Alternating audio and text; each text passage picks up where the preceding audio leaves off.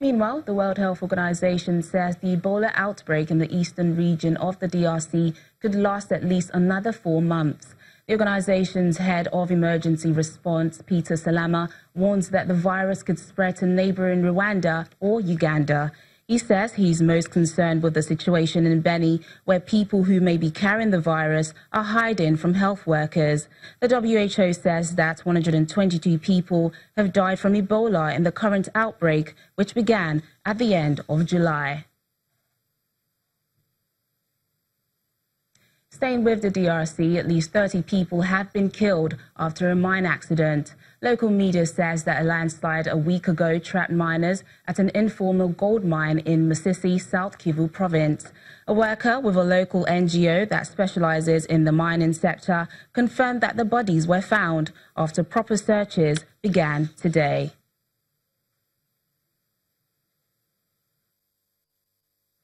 The United Nations International Children's Emergency Fund has expressed concern over the high number of out-of-school children in Nigeria, with about 60% of these children are from the northern region of the country. The Deputy Country Representative of UNICEF in Nigeria, Pernille Ironside, also identifies poverty, insecurity and lack of policy implementation as some of the major factors responsible for the increase in the numbers of children out of school. According to the United Nations Children and Educational Fund, UNICEF, there are over 10 million out-of-school children in Nigeria, with 60% of these children living in northern Nigeria. To reverse this trend, traditional rulers from the 19 northern states of the country, in conjunction with UNICEF, have organized this conference in Kaduna, northwest Nigeria. In attendance are representatives of states and federal government, international agencies, school children and religious bodies, among others. Expressing concerns over the development, the Sultan of Sokoto, Saad Abubakar, says the situation must be corrected before it's too late. What explanation can we give to Mairu Mejilmi and Sheikh Muhammad Ibn Mani of Kadam Borno, who brought literacy and learning to this part of the world over 1,000 years ago? In her speech, the UNICEF country representative in Nigeria believes basic education must be made compulsory if the trend is to be addressed. The international evidence is absolutely clear that this vicious cycle can be broken by ensuring that all children, especially and including girls, receive basic education. It's a challenge policymakers in the region appear ready to tackle head-on.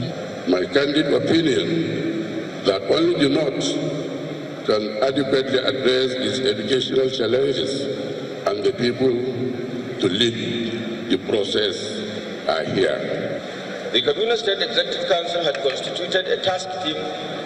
The team had prepared a draft report which will soon be concluded for a white paper to be written for implementation to address the issue of out-of-school children. The highlight of the event is the story of this schoolgirl, Tabitha Emmanuel. I was once like many other girls and boys who are out of school.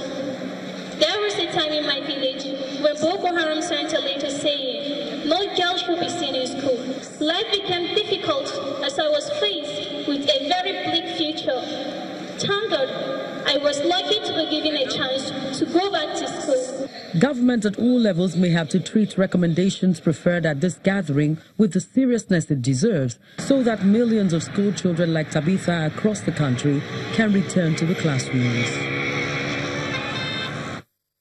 Zimbabweans have criticized the government's move to introduce a new tax on money transfers, partly blamed for causing fuel shortages and a spike in prices of basic goods. The levy, announced on October the 1st, 2018, has since seen businesses close down and residents rush to stores to stock up on supplies, fearing shortages of commodities. The effects of a new tax on money transfers is taking hold in Zimbabwe. The new levy imposed last week has been met by public outcry. Finance Minister Muthuli Nkube said the 2% tax would be used for road and health and education sectors. Zimbabweans complain that they are already struggling to make ends meet. prices of basic goods like cooking oil and flour have shot up since the tax was imposed on October 1. In Harare, the capital, residents are flocking to stores to stock up on supplies, fearing that there will soon be a shortage of other commodities like milk, bread and sugar. People are not sure where we are going with this situation. There's no money, but prices of basic goods are shooting daily. Some goods are no longer available, while other shops have already closed. So people are rushing to those shops that are still open to stock up. The tax will be applied on mobile and card payments as well as bank transfers above $10, with exceptions for foreign payments and transfer of government funds. Oil companies temporarily stopped delivering fuel, causing shortages. The prices of medical drugs have also spiked in the last few days. President Emerson Mnangagwa says that the new tax was a painful but necessary step. Business owners and ordinary citizens have cried foul, saying they would be paying for the government's profligate spending. The problems that Zimbabwe is facing right now are not the creation of the current guy or of the current government, no. It's the actions, the results of sabotage, where there are rogue elements that are hell-bent on destroying the economy. As you see, there are food shortages and everything. Prices skyrocket 300% in a day. Prices that are not in any way linked to the tax or to the fuel. So these are totally a result of sabotage. Economic analysts said the tax would raise nearly $2 billion annually.